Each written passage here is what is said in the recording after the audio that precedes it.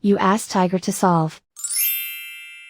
This deals with linear equations with one unknown.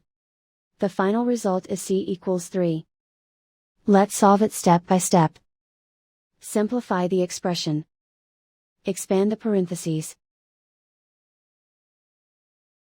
Simplify the arithmetic. Group like terms. Multiply the coefficients. Group all constants on the right side of the equation. Add 6 to both sides. Group like terms. Simplify the arithmetic.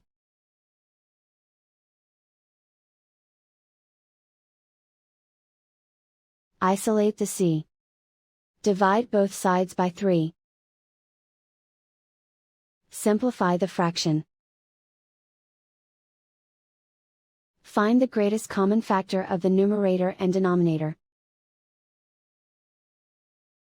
Factor out and cancel the greatest common factor. And so the final result is c equals 3.